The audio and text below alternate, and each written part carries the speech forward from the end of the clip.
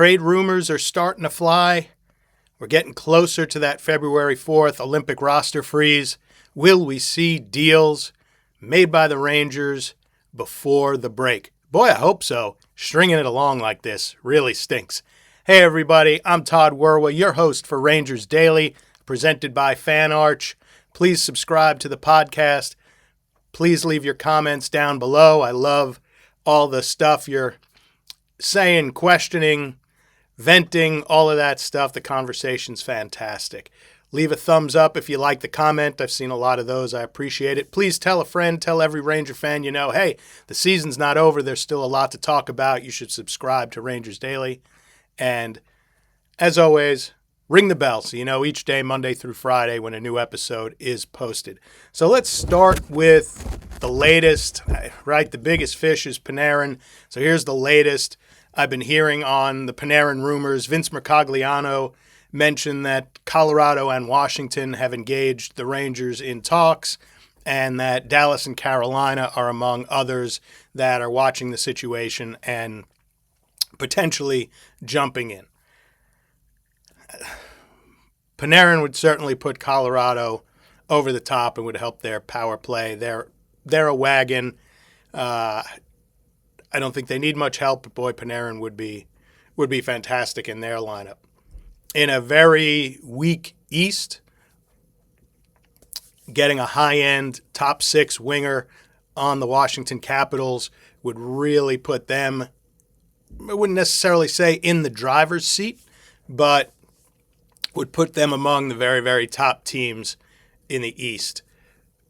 Dallas, obviously, if they can, decide to hold on to Jason Robertson through the end of the regular season, if they were to add Panarin, that helps alleviate the Tyler Seguin loss, would really give them the firepower to compete with Colorado, or let's face it, two of those teams in the Central, most likely Dallas and Minnesota, are going to meet in the first round, and it's going to be just brutal. I mean, you're legitimately have the potential for it to be like the number 2 and 3 teams in the entire league meeting in the first round. And we can get into a whole, should they, seed 1 through 8 or 1 through 16, all of that stuff. That's a discussion for a different day. But you're going to need a lot to get through that first round and then still likely have enough for Colorado in the next round. So all the additional firepower that you can get, someone who can play on the power play, obviously, someone who's a creator, who can score and get assists, would help that. And certainly Carolina, they're probably the top team in the East. Well, Tampa Bay's a wagon right now too. But they've got a ton of injuries. Hopefully guys are coming back for them. Would love to see them at full strength, and get the McDonoughs and the Hedmans back. But Carolina, I got to see them over the weekend a couple of times, and they are relentless, man. They come after you. And if Brandon Bussi is what he's shown so far and isn't a fluke, adding Panarin to that lineup, boy, would that make it just, even better. It would make it even better. Could he play their system? That's a grand question. I don't know. I almost think that's the least of the fits. But, yeah, I'd say Colorado or Washington are probably your best fit. I would probably go Washington, Colorado, Dallas as my top 3 for fits. Now, obviously, here's the rub. We have no idea where Artemi Panarin would like to go, where he will waive his no-move clause for. Now, I would assume, presented with the chance to win a cup, he would accept it. But, I don't think he would accept a trade to right around the wild card kind of team. I think it would have to be one of those top tier, either, leading the division or, 1 seed or 2 seed kind of teams. But who knows? A lot of it comes down to potential for an extension. A lot of it comes down to people he may know on the team. A lot of it comes down to maybe a relationship he has with coaches. Who knows? That's the rub in all this, and kind of talk about that when we talk about Trocheck. But that's sort of what I've heard. That's where things seem to be getting some growing chatter. We'll see. I hope they get this done sooner rather than later, because the longer it drags on, I think the worse it gets.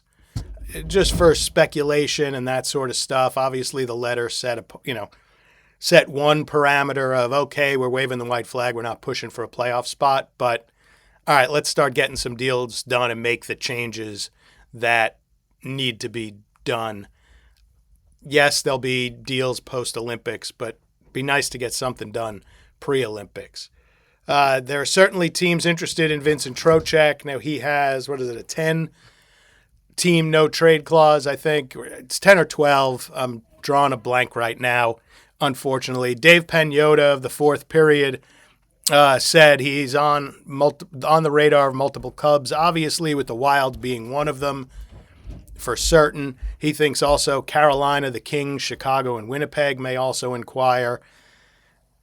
Again, we don't know who the no-trade teams are on his list. We also don't know if, given, he may have had San Jose on his list thinking San Jose was going to be the bottom of the league.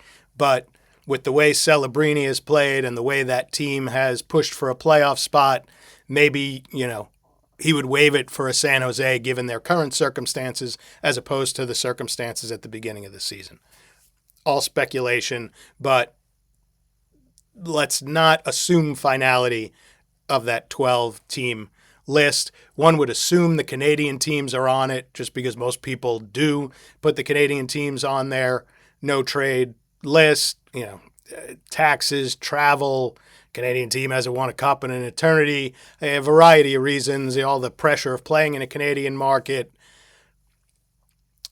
So let's assume that, and, some of the struggling teams as well. But again, Chris Drury and Vincent Trocheck and his agent are, they're the ones that know where he doesn't want to go and know where, while he may list where he doesn't want to go, where it's not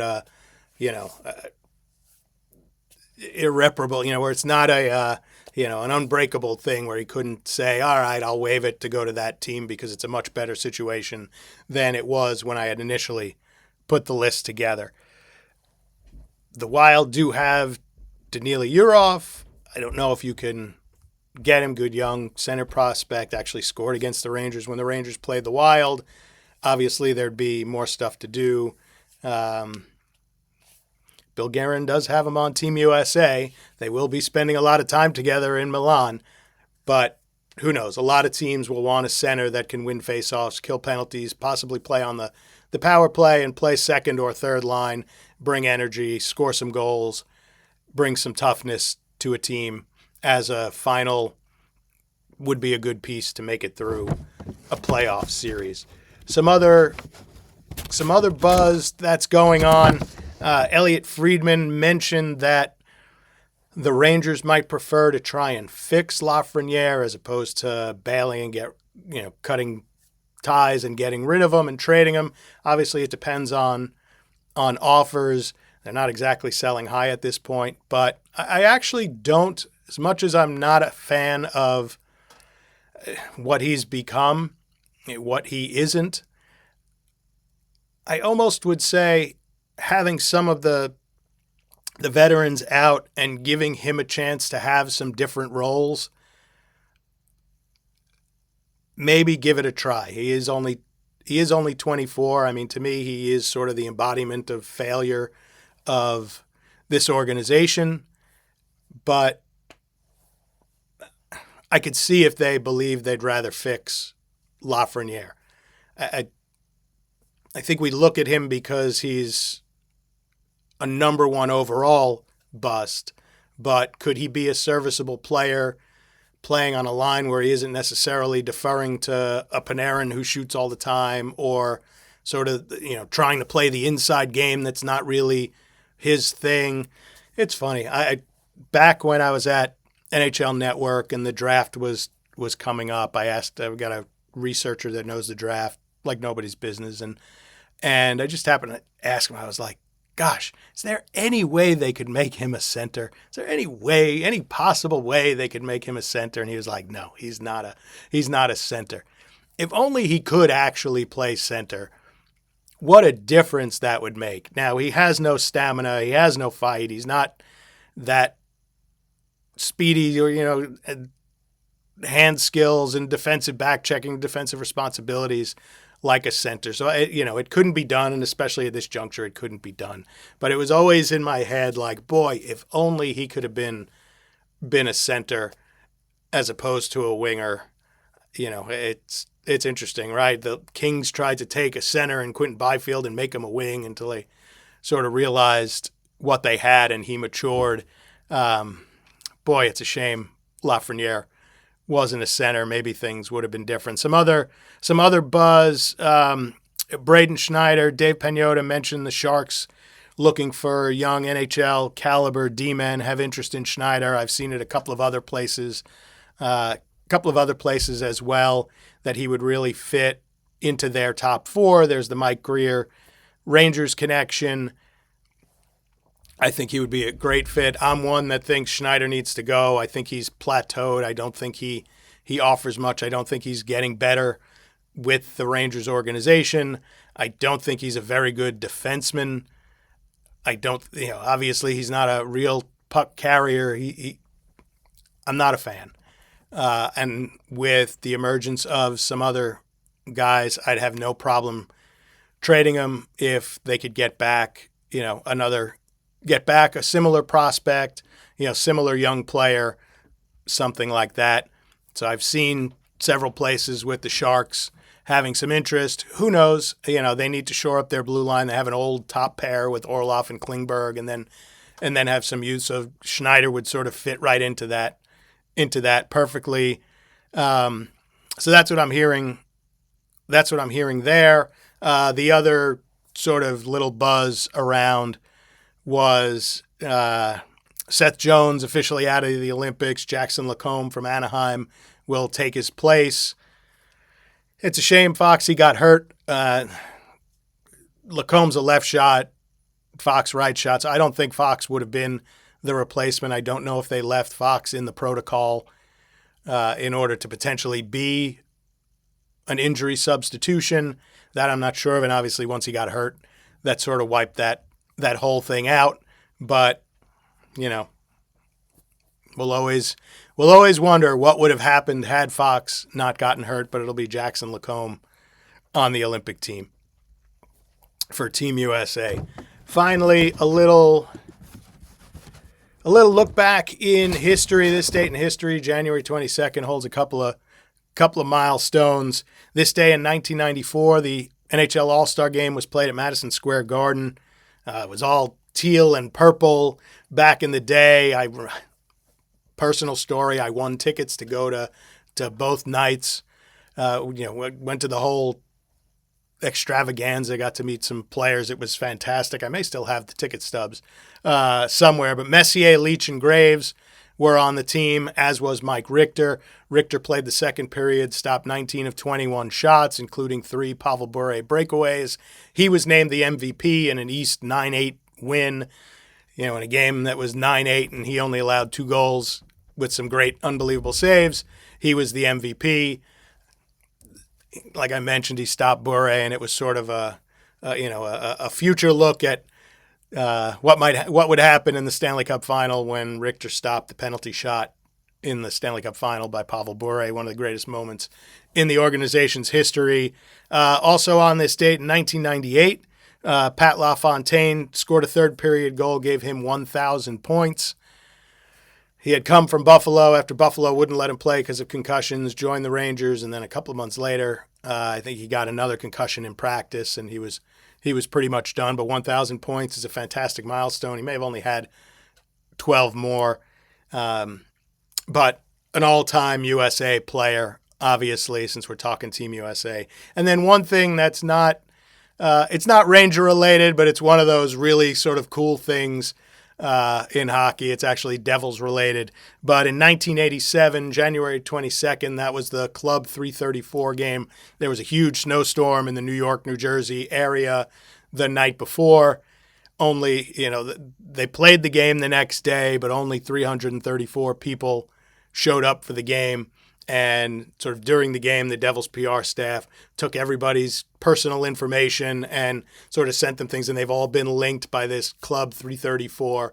And it's sort of a real special little fan group amongst Devils fans. It's actually kind of cool. It goes back, obviously, to 87. I'm here in the New Jersey area. There's predictions for huge snowstorms coming up in New York and New Jersey over the weekend. So it's sort of fitting to remember the snow game that left only 334 patrons at the Devils game. One could say, gosh, those poor 334 people had to watch the Devils. But it's a pretty special group that still has get-togethers, still gets honored today. So that's this day in history. Rangers play Friday against the San Jose Sharks. I'll bring you a little preview about that tomorrow. I actually heard Mike Kelly mention Macklin Celebrini is sort of Sidney Crosby light with all the things that he does. So I'll dig into that a little bit tomorrow. As always, please subscribe. Leave your comments down below. Leave some players you'd love to get back if there's some prospects. Washington's got some good ones. Colorado's got a couple, though I think Ross Colton might have to be in the deal because of salary. Washington's got the best prospects. They've got Lane Hutson's brother, and they've got Alexei Protas's brother, and they've got a few different players. The Kings also, if you could possibly get Lafreniere from them in a deal, who knows? But anyway, leave some players you'd love to see arrive on the Rangers, in that young, up-and-coming kind of group.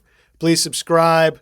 We're adding people every day, so love having you all along for the ride. And as always, thank you for watching.